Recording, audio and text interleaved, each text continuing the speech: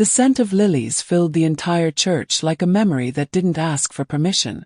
The polished wood of the aisle gleamed in the cold light, and the click of heels sounded like a clock ticking, without delicacy, to the hour of morning. I arrived early, wearing a simple black dress, my hair tied back in a bun I'd learned to do as a girl to not draw attention. The first thing I saw was the gold ribbon on the front pews. Family. The second was my aunt's gaze, powdered with powder, coming straight toward me with a stinging whisper. "Stay back there, Elisa. The front is for the children." I swallowed the answer like someone swallowing a thorn. She had already decided for me.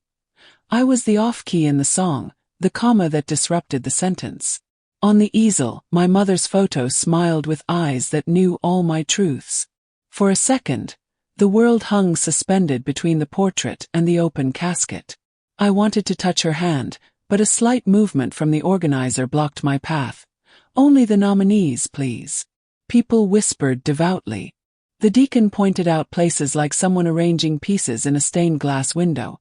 Uncles on one side, godmothers on the other, the central family in the middle.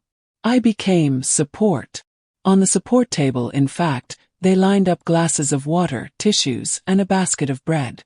Someone handed me a tray without asking.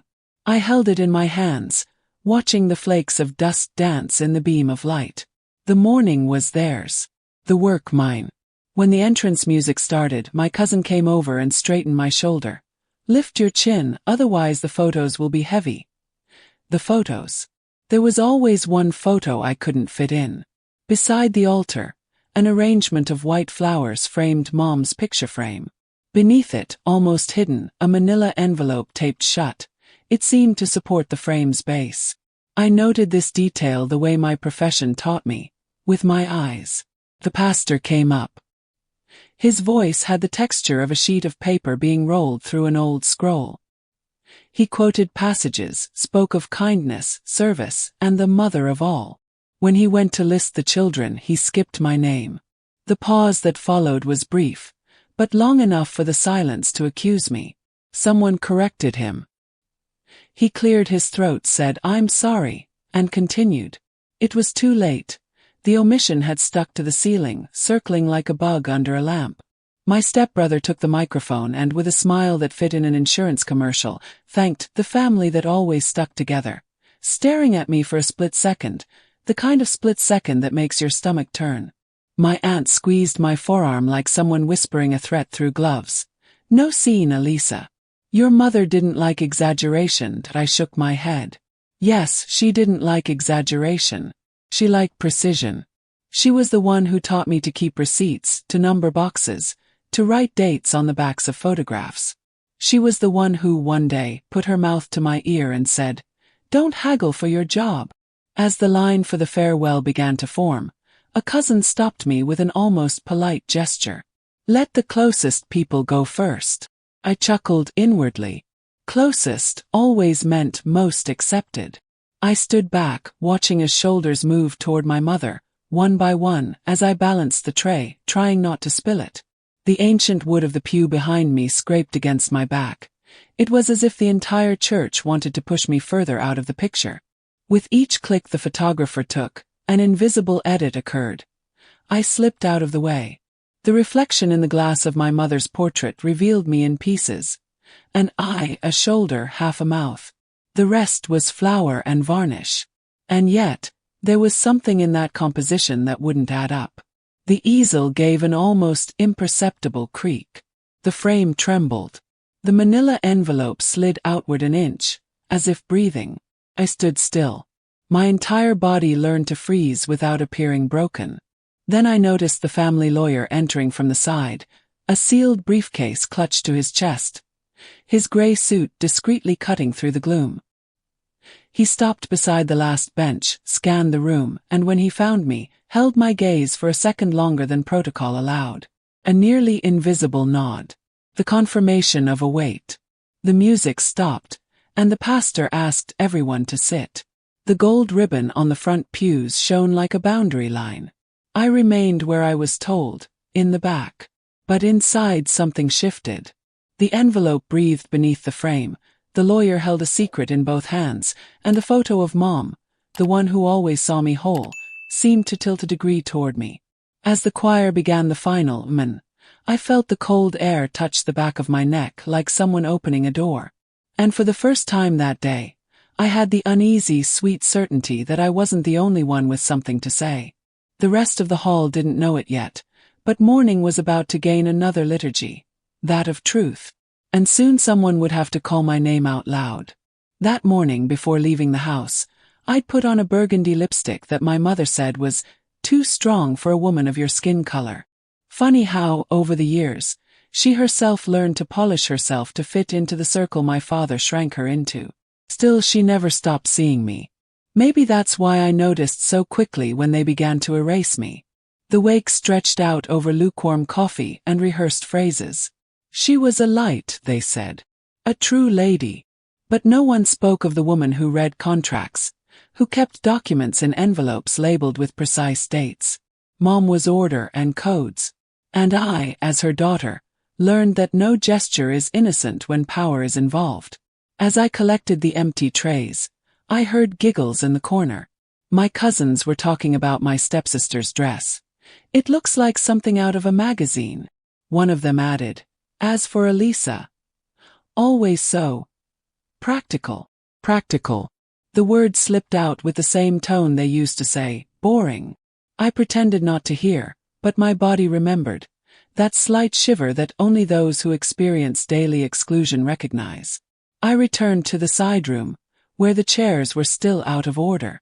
There was a large mirror at the back, and in it I saw myself, a black woman in her early 40s, holding disposable cups and trying to move silently. The scene looked like an old painting of poorly disguised servitude. I took a deep breath and forced myself to stay.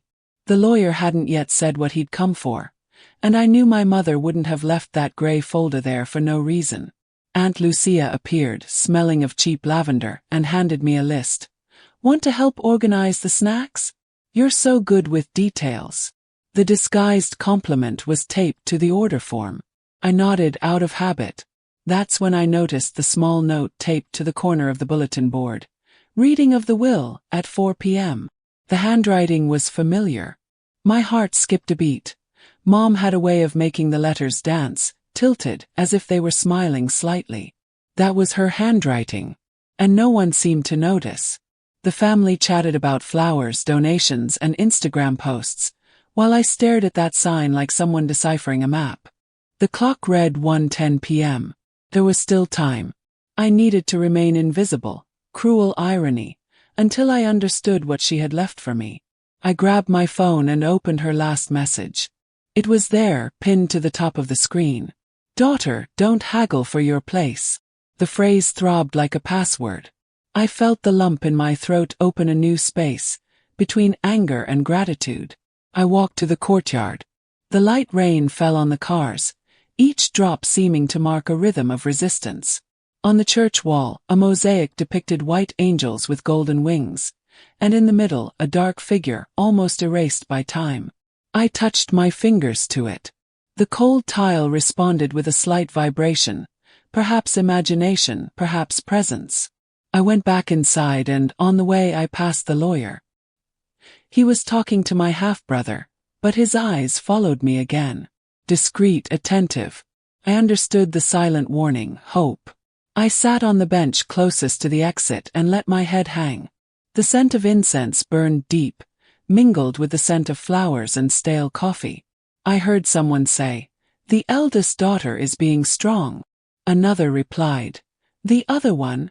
Oh, that one's further away. Distant." A convenient word for those who don't want to face the reason for the distance. I looked at the crucifix above the altar and thought that mourning is also a form of judgment. Everyone dressed in black, but only one body truly condemned, mine. So I closed my eyes and for the first time since her death, I made a silent vow. I wouldn't leave that room without finding out what my mother left for me. I opened my cell phone and started writing, almost as if confessing. If you've ever been pushed into the depths of your own story, stay with me. My voice begins when the chair disappears. I saved it to a draft. I didn't know where I would use it yet, but it seemed important to capture that moment. When I got up, The lawyer was already waiting for me at the door. "Ms. Elisa," he said neutrally, "your mother left specific instructions.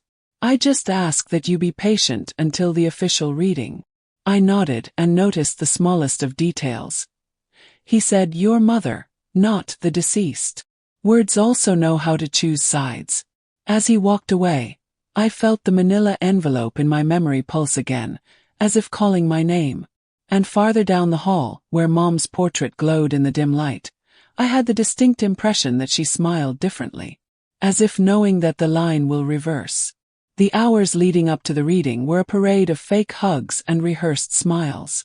Each relative seemed to play up their own importance in my mother's plot, while I silently watched the theater of good manners. The room exuded the scent of expensive flowers mixed with the smell of reheated coffee and old guilt. My half-sister Denise was at the center of it all, dressed in pale crepe, jewelry that shone brighter than respect. She was the one who led the emotional support line, doling out kisses and pitying comments. "Mom loved everyone equally," she once said, but looked at me as if she meant the opposite. Her fiancé, a soft-spoken lawyer with a catalogue smile, served wine to the closest visitors. I, of course, received lukewarm coffee in a plastic cup. In the corner, Aunt Lucia whispered to two cousins, "She arrived alone, right? And with that hair. She could have at least straightened it a bit, out of respect." The muffled laughter followed, a laughter I learned to decipher as a girl, the exact sound of disguised exclusion. I sat quietly, stirring the sugar in my coffee, watching. Mom always said, "Don't respond at the time of offense. Observe. Time likes silent witnesses." And that's what I did. With every step, I realized how disturbing my presence was, as if I were the echo of a secret everyone pretended not to hear. When the photographer approached to capture the family reunion, a cousin waved at me. "Elisa, just take a step to the side so everyone can fit." I took the step. I always have. Only this time, I kept the gesture in my memory as if it were proof. The family lawyer, Dr. Brandeo, kept a low profile, speaking quietly with the deacon. His gray briefcase remained with him, steady, like someone carrying dynamite. Every now and then I felt his gaze on me. Brief, precise, almost complicit. The rain outside thickened, drumming on the stained glass windows. The voices inside the room mingled with the sounds of silverware, cameras, and sighs. Everything was organized, clean, convenient. But there was something in the air, a faint vibration of anticipation, as if the truth were about to knock on the door. When I tried to approach Mom's portrait, Denise blocked my path. "Can you wait a bit? Let's take one last photo with just her kids." The her echoed. I took a step back, and the photographer adjusted the tripod. They all smiled flawlessly. Behind the flash, the frame with my mother's portrait gleamed, and that was when I realized. Brown envelope was missing. The ground seemed to disappear from me for a moment. My gaze swept over the easel, the flower table, the altar. Nothing. The envelope that had slipped before, that had caught my attention, was no longer there. I looked at the lawyer. He noticed it too. His eyes narrowed, but he didn't move. He was biding his time. The mass ended with timid applause. The guests dispersed to the side room, where lunch would be served. I was the last to leave the church. And it was there, in the shadows of the altar, that I heard something I shouldn't have. Voices in the hallway. Aunt Lucia whispering into the phone. "Yes, I took the paper." She didn't even see it. "If they open it today, it might not be complete. Give me time to adjust it." A shiver ran through me like a knife. I hid behind the column, my heart pounding in my throat. "Yes, Dr. Brandeo has another copy, but he won't interfere," she continued. "He's Denise's trustee." The connection ended with a dry click. I stood there for long seconds, listening to the distant sound of rain mixed with the muffled chorus of conversations in the room. It felt like I was watching my own exclusion in real time. And yet, part of me remained cool, almost analytical. I remembered every word. I remembered the tone, the time, even the scent of the perfume she wore. Mom had taught me to keep receipts. Before I left, I glanced back at the spot where the envelope had been. Mom's frame now looked straight, still neutral. But her expression, I swear, seemed to have changed. There was a hint of irony at the corners of her smile. I walked across the hall and back into the living room. Denise saw me and said, loud enough for everyone to hear, "Elisa, you could help replace the cups, right? No one organizes better than you." The laughter came in a chorus, light, tame. I just smiled back. Because there, between the sound of porcelain and the rustling of flowers, the first glimpse of what would become was born in me, the plan. And while they poured themselves wine and feigned comfort, I observed the reflection in the window. My serious, motionless face, and the lawyer's figure in the background, with a briefcase still clutched to his chest. It was as if time held its breath. And it was in that silence, between one toast and another, that I realized the obvious. My mother wouldn't have left that envelope by chance. If they hid it, it's because she put something in it that burned. Something that, sooner or later, would have to be read aloud. The rain intensified as we returned to the cemetery. The sky was the color of wet iron, the kind of gray that swallows the light. I followed the procession a few steps behind, my umbrella dripping with drops that stained the black of my dress. All around, murmurs mingled with prayers, and each word seemed to carry double weight. Faith for some, hypocrisy for others. The priest read the final blessing, and relatives huddled under white awnings, avoiding the splashes. No one offered me shelter. I stood at the edge of the grave, feeling the mud rising up against my heels. When I tried to reach out and touch the coffin, Aunt Lucia put her arm in my way, that same gesture she'd learned to disguise delicately. "Leave it for later, Elisa. Denise wants her moment." "Always she." Denise knelt near the grave, her face covered by her lace parasol. She wept as if rehearsing each tear. The official photographer bent down to capture the scene. The flash illuminated the soaked ground, and for an instant the grave shone like a mirror, the kind of reflection that betrays more than it reveals. The people began to disperse. I stayed. I touched the cool clay and let my fingers sink in until I felt the raw moisture. I closed my eyes and murmured, almost soundlessly, "I know what you did, Mom. And I'm going to find out the rest." From afar I heard the lawyer's voice. Later at 4, reading of the will in the parish hall. The sentence cut through the air. Their eyes met like blades. Aunt Lucia squeezed Denise's arm. They knew. In the car, on the way to the salon, I noticed the silence settle like a fog. My stepbrother was fiddling with his phone, trying to hide his nervousness. I watched the movement of his hands, fingers restless, quick, guilty. When we arrived, the hall was already prepared. Tables with white tablecloths, bottles of water, plates of sweets, and that same portrait of my mother now leaning against the lectern. The frame seemed heavier, and I noticed the envelope was still missing. The aunt approached with a smile that didn't reach her eyes. "The lawyer will begin shortly. I hope we are all mature enough to respect your mother's memory." Mature. That word was always used as a gag. I took a deep breath and sat in the back by choice. Not submission. I needed to see each of them face to face. As we waited, I heard snatches of conversation. "They say she left something for Elisa Toot. Impossible they never got along, but who knows, right? Black but smart." The suppressed laughter came like a punch. Kept my face still. The coffee was cooling in my cup, and inside me, the pain was beginning to reorganize itself into reason. It was then that the lawyer approached discreetly. He handed me a folded piece of paper, small enough to fit in the palm of my hand. My heart raced. He said nothing, just bowed his head in respect. I opened the paper slowly, hiding it under the table. The handwriting was unmistakable.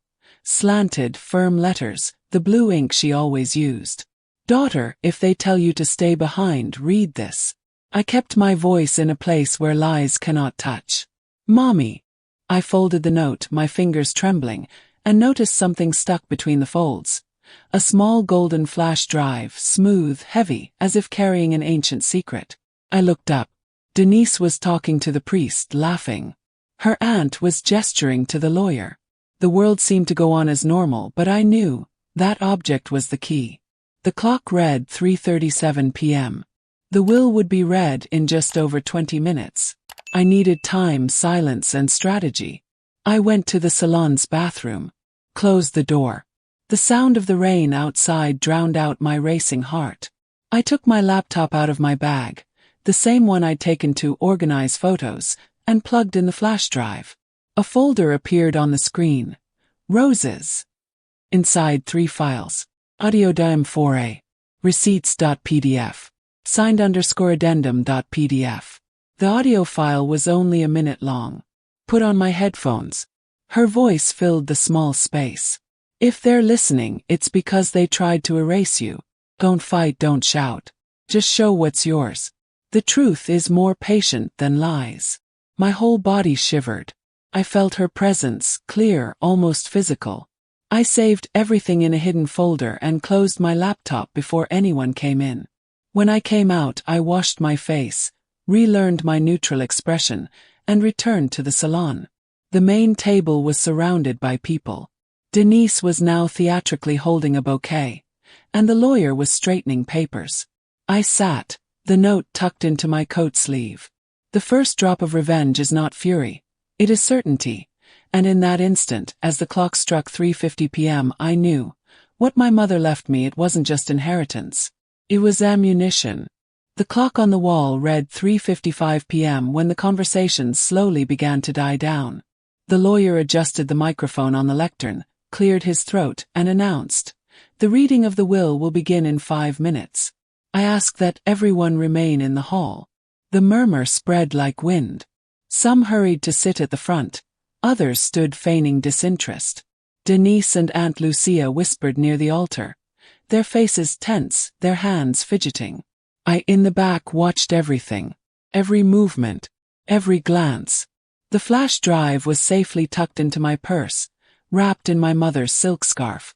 The note in her handwriting remained folded in my coat pocket, burning into the skin of my chest like a coat of arms. The lawyer began with formalities. Date, notarization, names, CPF, dry words that seemed soulless.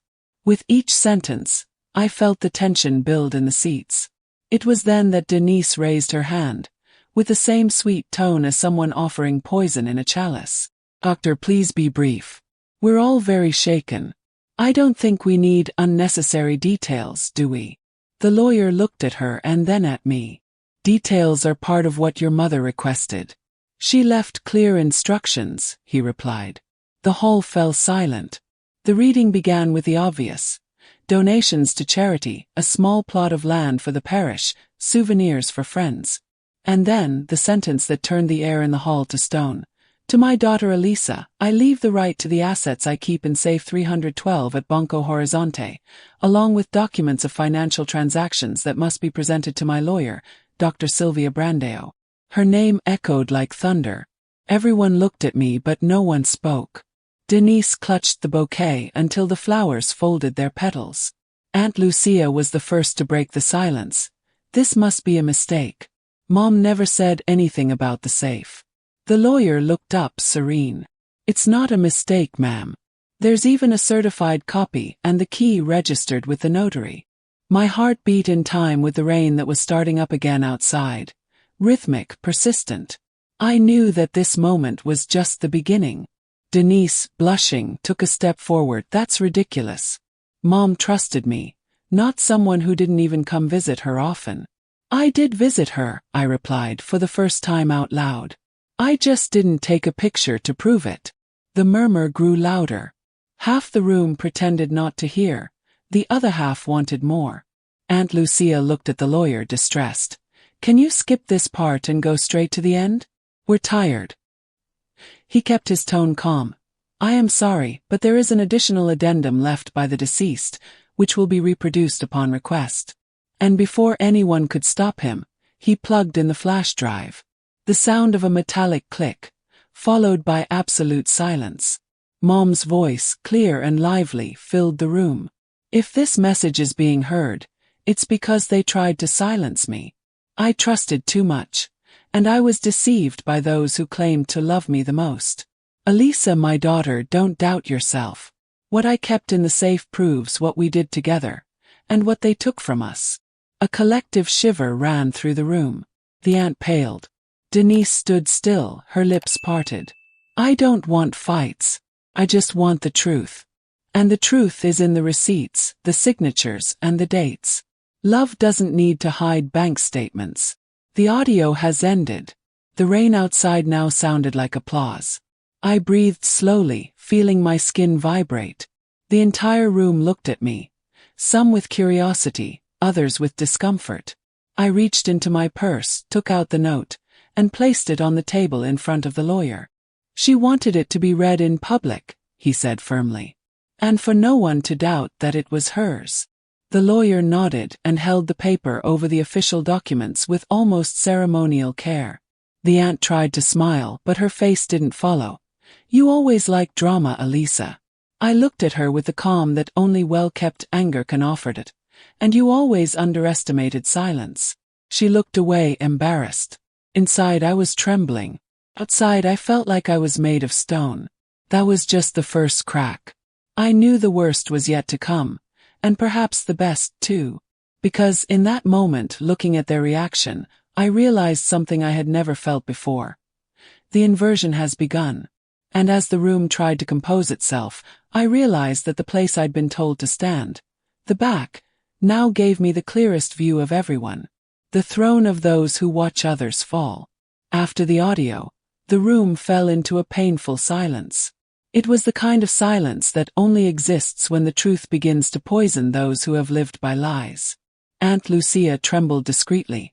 Denise wiped her face with a napkin, pretending to cry, and the lawyer collected the papers unhurriedly, as if knowing that time was now on my side. I said nothing. I just stood there watching. With each movement, something new revealed itself. Exchanged glances, shallow breaths, desperation beginning to creep into their gestures. What had once been security turned to unease. My mother's voice still echoed between the columns, as if she were alive, watching. When the lawyer announced a break before the final reading, Denise stood quickly, pulling her aunt by the arm. They walked to the side hallway, whispering in the nervous tone of someone trying to save what still remains.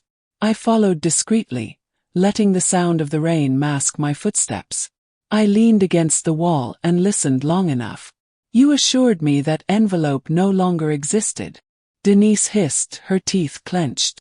I didn't think so. I threw it away, but the lawyer must have had a copy. That old woman was smarter than she looked. And the account? Did you transfer everything to yours? Half. The rest was stuck.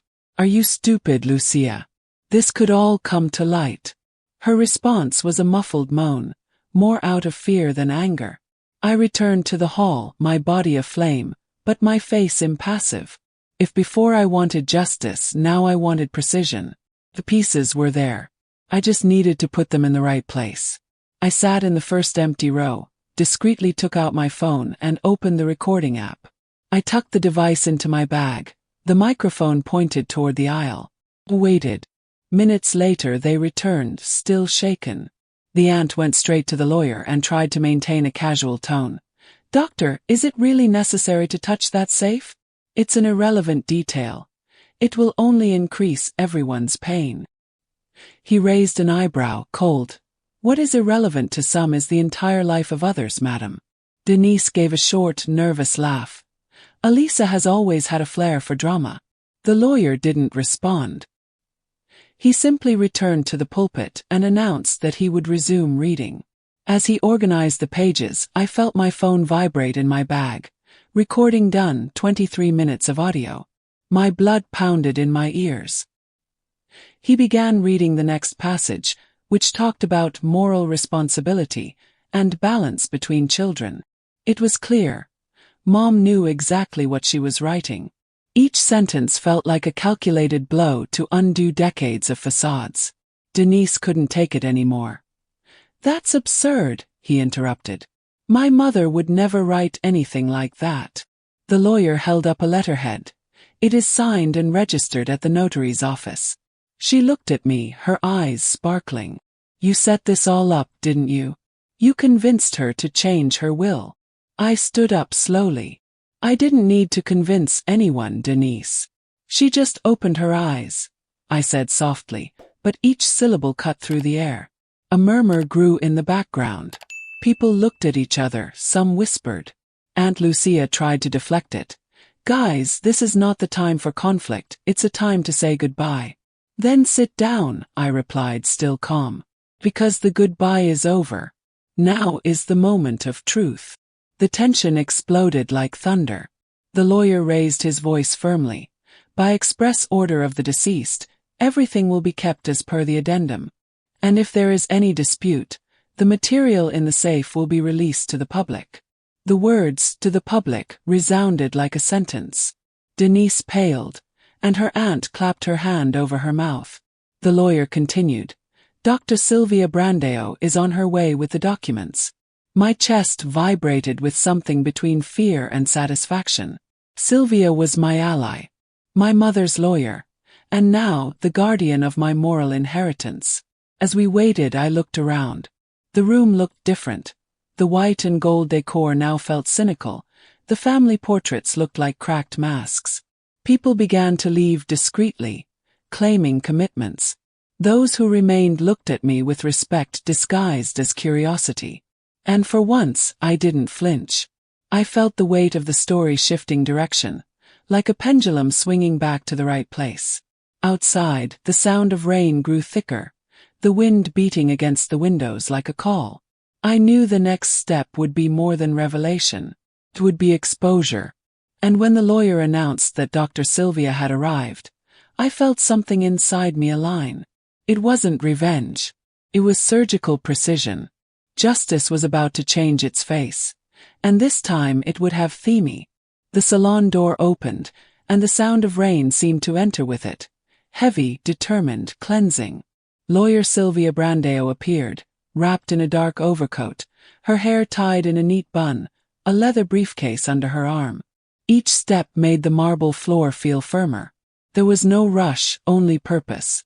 Denise and Aunt Lucia exchanged quick glances. The lawyer stepped aside, giving way as if acknowledging a higher power. I remained seated, observing everything in silence, feeling my skin crawl under my coat. It was the first time in the entire ceremony that someone had entered with the authority of someone who truly belonged on that stage. Sylvia met my eyes and nodded slightly, a small gesture, but enough. She walked to the lectern, opened the folder, and removed an envelope sealed with blue tape, the same color as the pens my mother always used. "Gentlemen," he said, his voice firm and clear, "the late Mrs. Maria dos Dores left in my care documents supplementing her will. At her express request, this reading must be done in the presence of all who witnessed her departure." The whispers began. Some more distant relatives tried to leave discreetly, but Sylvia was direct. "I recommend that you remain. The reading is public and was recorded on video, as per the deceased's wishes." Denise crossed her arms, trying to laugh. "My mother would never record any video. She hated technology." Sylvia lifted her face, and the slight smile that formed on her lips seemed made of steel. "That's funny," she replied, "because the video starts with her saying exactly that." The room stopped. The lawyer brought out a portable projector and plugged in the flash drive my mother had left. The hum of the equipment mingled with the sound of the rain, and for a moment everything seemed suspended in midair. The image appeared on the white wall behind the pulpit. My mother, sitting in the blue armchair in her room, a crocheted scarf draped over her shoulders, her gaze serene. The footage was slightly shaky, shot with the cell phone propped on a stack of books. Her voice sounded soft, but with that unmistakable timbre of someone who knows the weight of what she's about to say. "If you're seeing this, it's because I'm gone. And if you're listening to me, it's because Elisa is still alive. And that's enough for me." A murmur ran through the room. I felt the air leave my lungs as if something inside me was being released. I've always been told that a black woman needs to be content with what she's given. But I learned late it's true, that this is what fear wants us to believe. So today, I want to state that nothing I've built came from anyone's favor. It came from my work, and that's why the fruits of that labor go to someone who understood the value of it.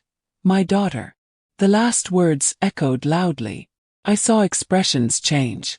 Some looked away, others shook their heads silently. Denise clutched the bouquet so tightly that some petals fell loose and fell to the ground, one by one.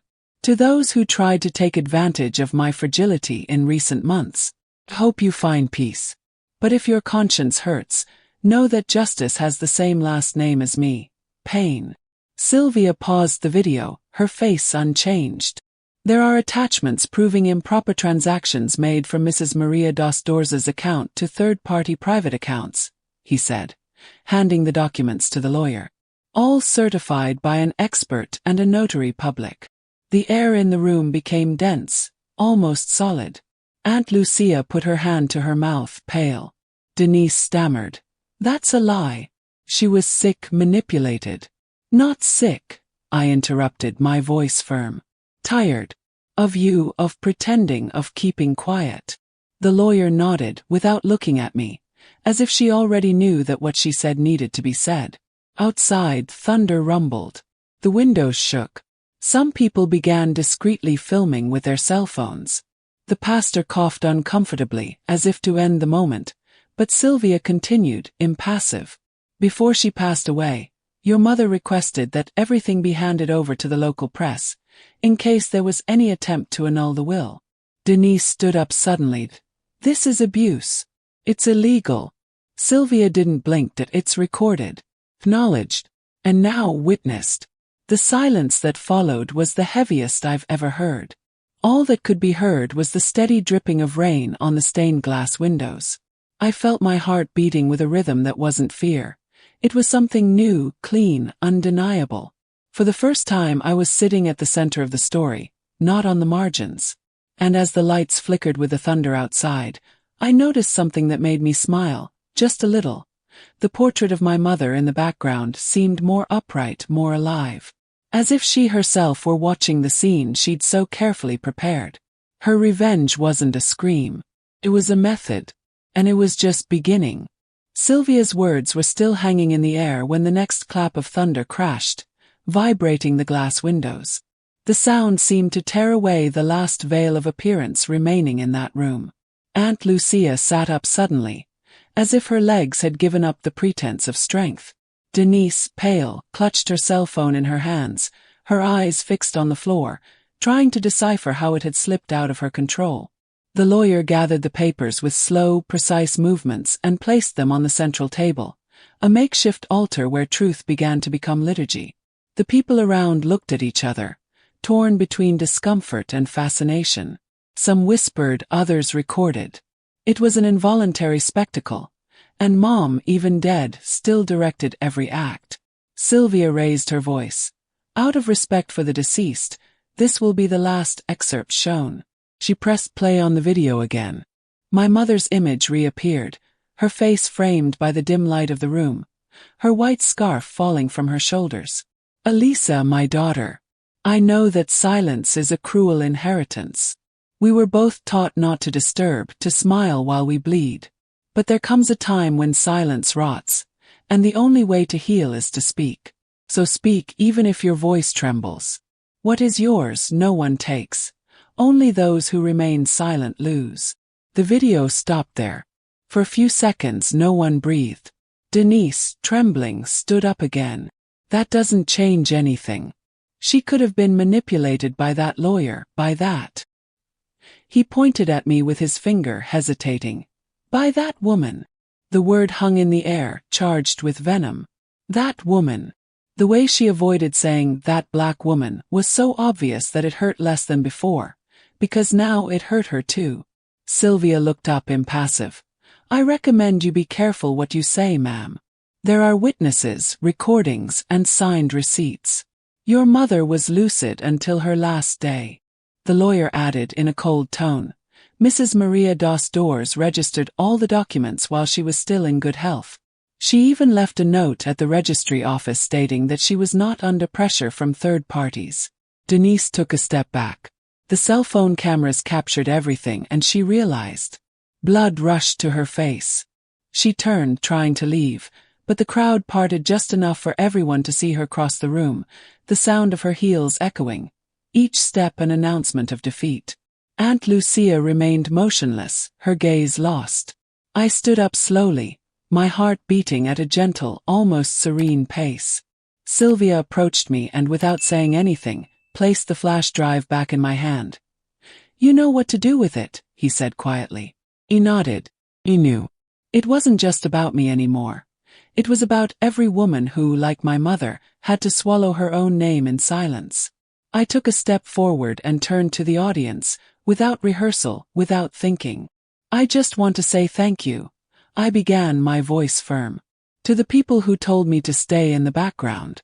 To those who unintentionally taught me the value of my own place. Because it was from the shadows that I learned to see clearly." The entire room fell silent. The cameras were now pointing at me. I felt my throat vibrate, but I continued. "If you have a story that has been silenced, speak it.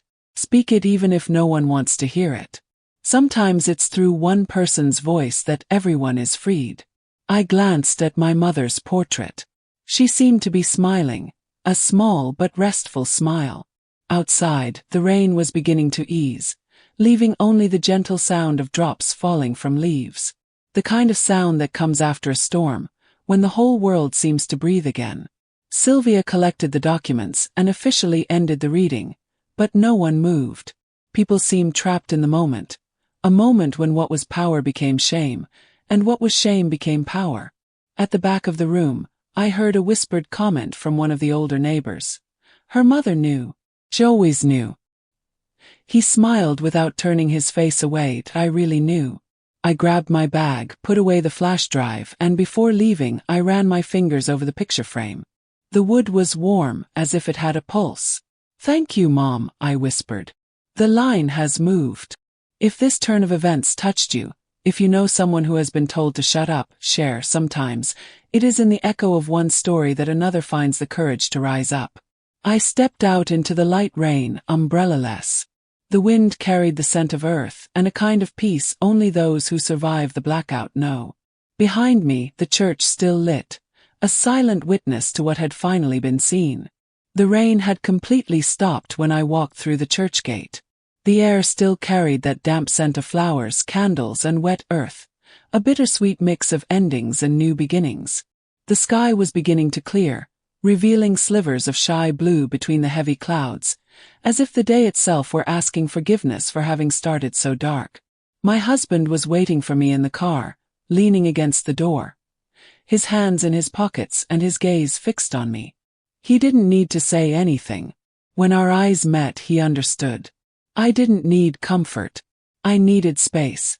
The kind of space that only comes after the soul explodes and rebuilds itself in silence. I got into the car slowly, feeling the weight of the flash drive in my palm. It wasn't just proof, it was a symbolic inheritance. It was my mother's voice in solid form. As the car slid down the wet road, I watched the puddles reflecting off the trees. Each reflection felt like a memory.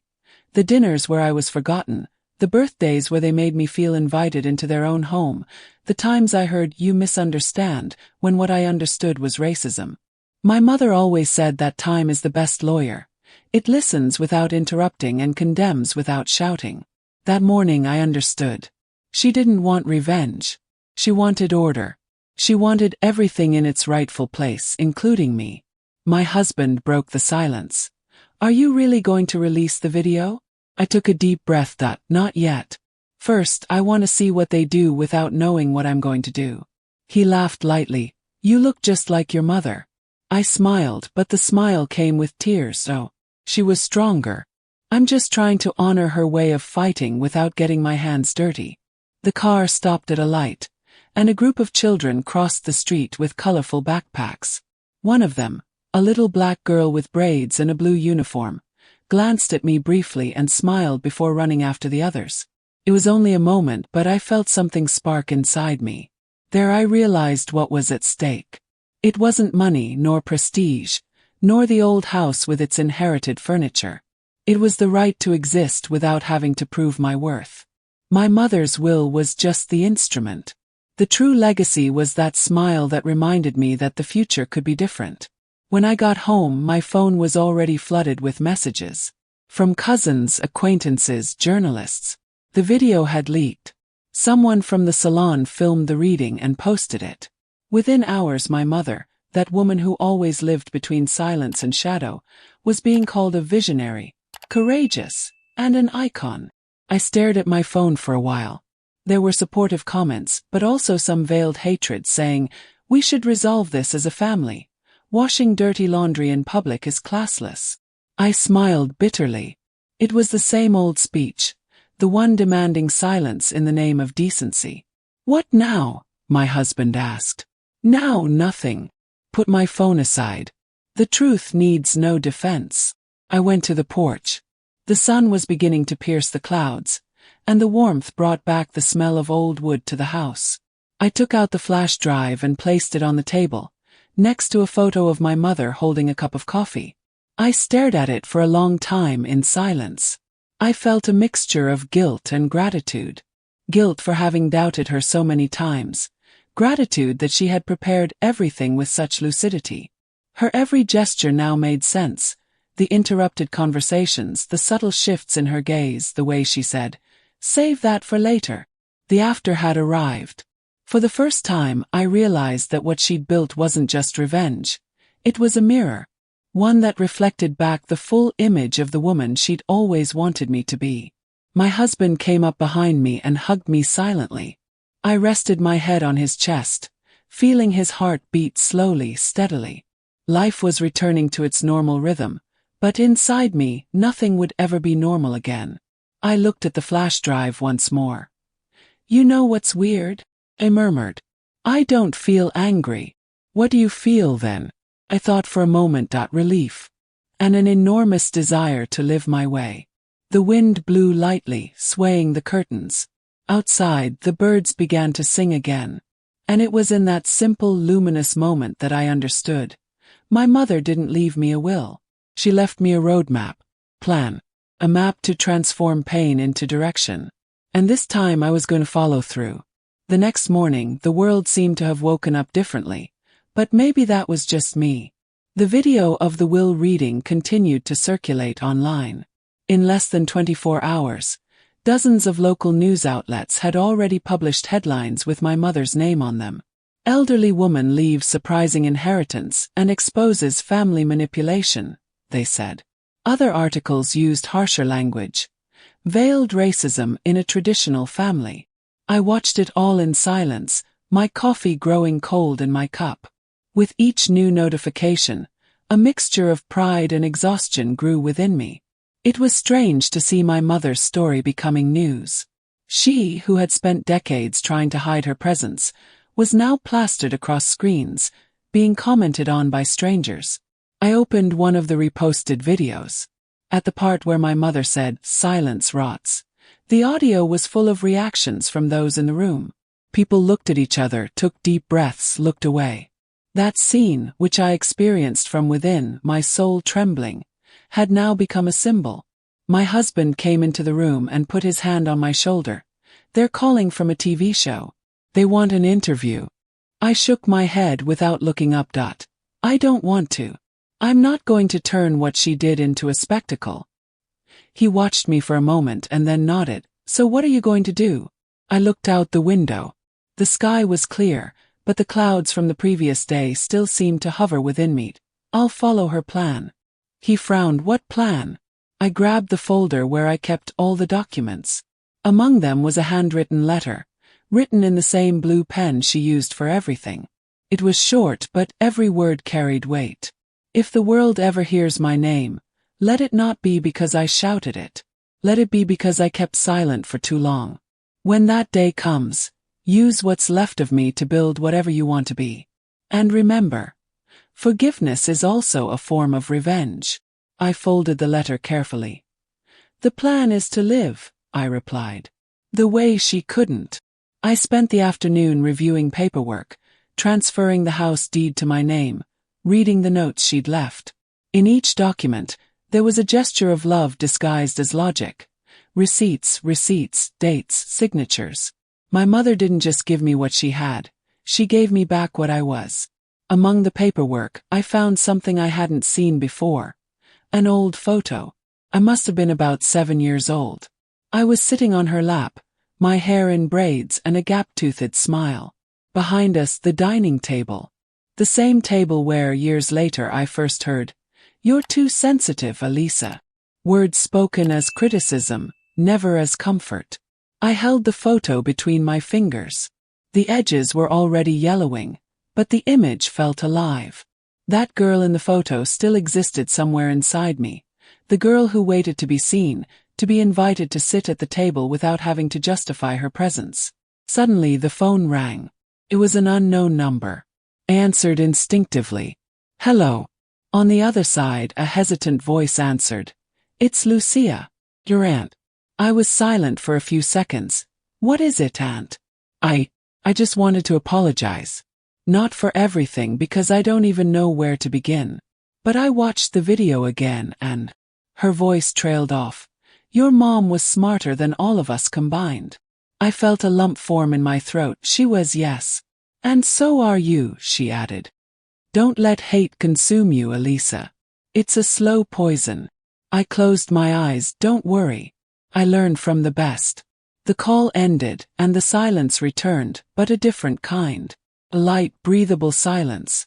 I returned to the balcony, where the wind blew the curtains. I picked up the flash drive again and held it between my fingers.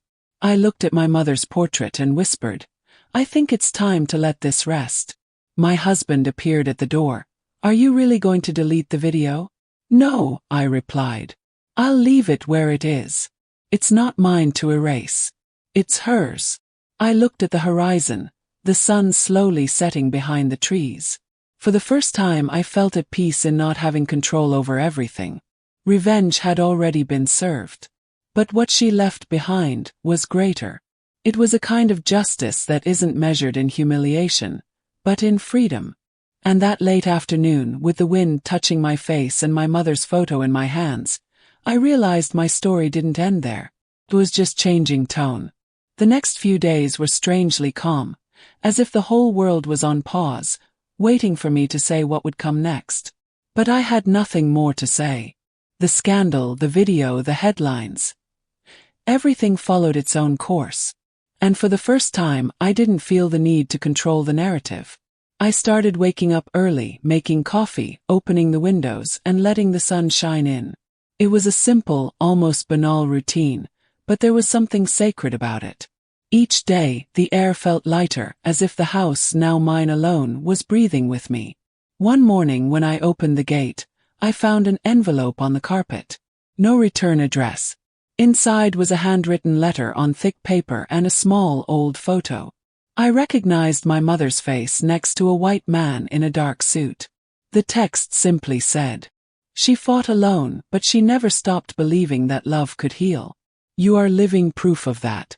Sylvia." The lawyer. I sat on the stairs, my heart racing. Sylvia's handwriting was firm, resolute. And that phrase, "love could heal," seemed to have been written for me, not as a consolation, but as a reminder. I took a deep breath and looked at the photo. It was a record of another time, another era, but the strength in my mother's eyes remained the same. I stood there, thinking about how much she had to keep quiet to survive, and how, in the end, she found a way to speak through me. The truth is, my mother didn't seek revenge. She engineered liberation. That same day, I received a message from Denise. A short, cold text. "What you did destroyed our family. I hope you're happy." I read it and deleted it. Because she still doesn't understand. I didn't destroy anything. I just stripped the varnish off what was already cracked. That night, I sat in the garden, listening to the crickets and the rustling of leaves. The sky was clear, full of stars. I grabbed a notebook and began to write, without any planning. The words simply came out. I wrote about the small pains that didn't fit in headlines, the sidelong glance, the backhanded compliment, the suffocating silence. And as I wrote, I realized this wasn't just about me. It was about all of us. My husband appeared in the doorway, watching from afar. "What are you writing?" he asked. "The continuation of my mother's story," I replied without looking up. "But this time the ending is mine." He came closer and placed his hand on my shoulder. We stood there in silence. The wind blew warmly, carrying the sweet scent of the flowers she had planted years ago. I picked one of the flowers, still damp, and tucked it between the pages of the notebook. It was a yellow orchid, her favorite. I looked up at the sky, and the memory came like a whisper. Kindness is not weakness, Elisa. It is resilience. Smile. She still taught me even when she was absent. The next day, I decided to donate part of my inheritance to a Black women's institute that provided free legal education. Made sense. I felt that, somehow, she would have approved. With each signature I provided, a part of the burden lifted. Denise would still try to appeal, I knew. The lawsuit would come, as all lawsuits do. But this time I wasn't afraid. She could fight for what she believed was hers. I would fight for what was right. And within this new silence, not the one I had imposed before, but the one I had conquered, I found peace. Before going to sleep, I lit a candle next to my mother's photo. The flame flickered gently, as if dancing with the air. "I did it, Mom," I murmured. "And this time, no one's going to send me to the bottom." The room filled with a soft, golden light, and for the first time since the funeral, I was able to sleep soundly. Without guilt. Without fear. Without pain. But with the certainty that the story now was mine. I woke before the sun. The silence in the house was profound, but not empty. It was the kind of silence that has presence. I walked to the kitchen still barefoot, feeling the cold floor beneath my feet. I made the coffee the way my mother used to. Slowly, patiently, letting the aroma permeate the air. The sound of the hot liquid pouring into the filter felt like a prayer. I sat at the table with the mug in my hands and looked around. Every detail of the house now told a different story. The walls that once heard arguments now held only the sound of the wind. The chairs, once filled with absences, were occupied by fond memories. And where there had once been shame, now resided pride. I picked up the notebook and continued writing. The words came effortlessly, as if someone were whispering from afar. "Speak, even if you tremble." I wrote about my mother, about the family that tried to erase me, about the small victories that come when we choose to stand. I wrote until the morning light filled the room. The phone vibrated. A social media notification. It was a private message from an unknown woman. "I saw your video. I was also left out in my own family. I thought I was the only one. Thank you for existing." I stared at the screen for a few seconds before responding. "You were never alone.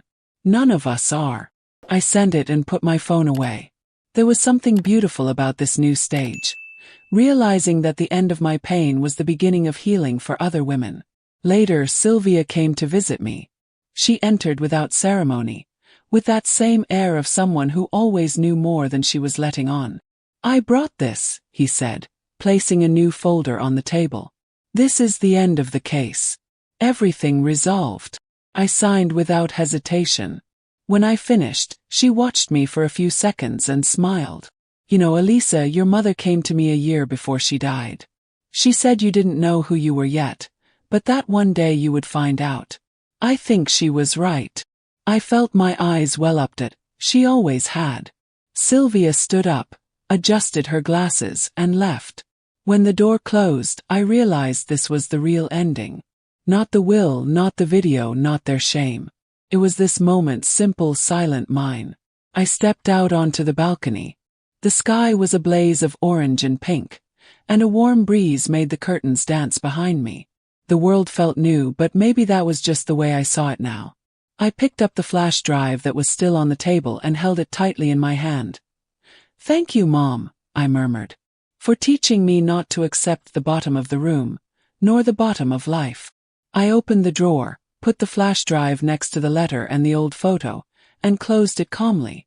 It wasn't a gesture of forgetfulness. It was a gesture of peace. I looked up at the sky again. A dark butterfly flew low, landed on the railing, and lingered there for a moment, as if waiting for something. "You can go," he said, smiling. "Everything's okay now." I flew. And there, alone but whole, I realized what my mother meant when she said that forgiveness is also a form of revenge. Because there is no greater punishment for those who tried to diminish you than seeing you walk away light, free, without having to prove anything. I closed my eyes and let the sun touch my face. I took a deep breath. Time, after all, did justice. If this story touched you, if at any time you also felt the weight of silence, subscribe and stay with me. Because telling our stories is the most beautiful way to keep anyone from going back to the bottom.